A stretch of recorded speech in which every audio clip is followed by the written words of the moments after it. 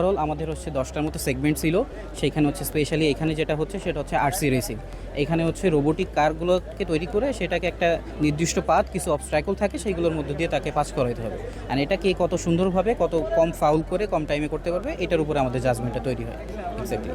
আর আমাদের এই টোটাল প্রোগ্রামে যে 10টা সেগমেন্টগুলো ছিল সেখানে ছিল হচ্ছে আপনার project showcasing, poster competition, idea sharing, business case competition, RC racing, LFR, line following robot and হচ্ছে soccer competition.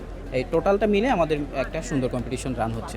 First of all এটা হচ্ছে একটা এন্টারটেইনিং স্পোর্টস হিসেবে হচ্ছে সামনে আসে, প্লাস হচ্ছে এইটার মাধ্যমে তার হচ্ছে রোবোটিক্সের নলেজটা গেইন হচ্ছে, সে কোডিং সহ আদার পার্টিসিপেশন তার হচ্ছে গেইন করতেছে। আর সাথে হচ্ছে সবচেয়ে হচ্ছে টিম বিল্ডিংটা অনেক ইম্পর্টেন্ট।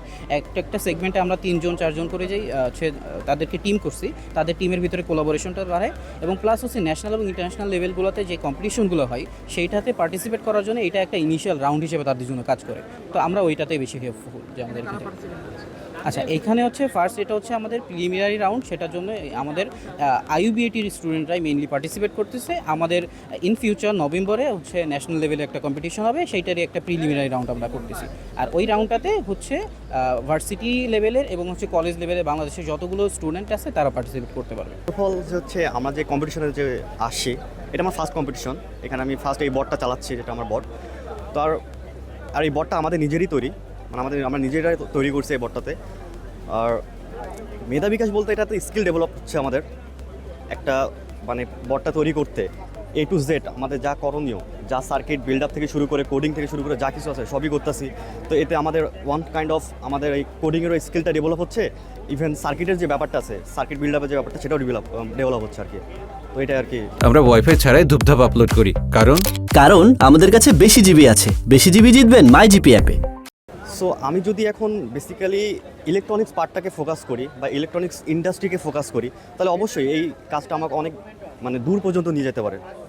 সো আর মূলত বর্তমান যে জেনারেশনে এই ইলেকট্রনিক্সটা মানে অধিক মাত্রায় বলতে গেলে আপনার হচ্ছে মার্কেট প্লেসটা হিউজ পরিমাণ হয়ে গেছে ইলেকট্রনিক্স পার্টে।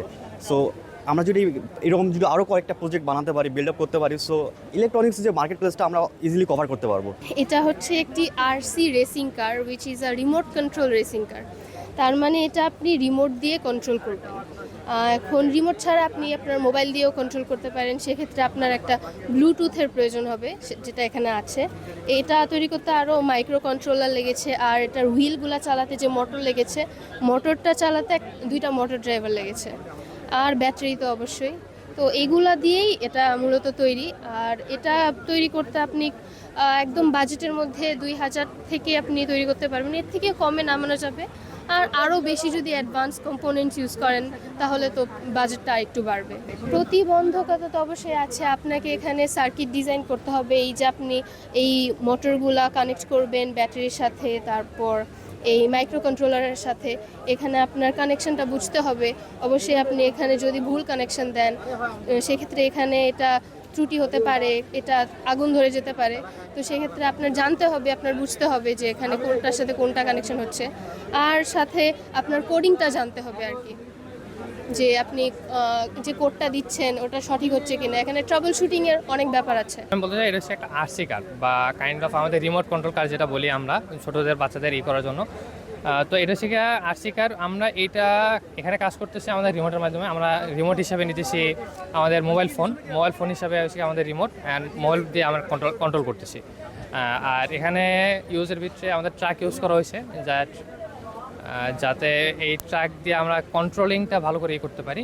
এইটা কমপ্লিট করতে মেইনলি কয়েকটা কম্পোনেন্ট আছে, যেমন মোটর ড্রাইভার একটা, তারপরে চিপ হিসাবে আরডিনো উনো, আর তারপরে হচ্ছে কি আমাদের ব্লুটুথ, যেহেতু আমরা ব্লুটুথ দিয়ে কন্ট্রোল করতেছি, তো ব্লুটুথ দিয়ে কন্ট্রোল করার আমাদের ব্লুটুথ রিসিভার লাগতেছে। এই তিনটা হচ্ছে আমাদের মেইন কম্পোনেন্ট। আর এর সাথে হচ্ছে কি আমাদের মোটর, যেহেতু আমরা মোটর দিয়ে গাড়িটা চলবে, এই কয়টা হচ্ছে আপনাদের মেইন কন্ট্রোল।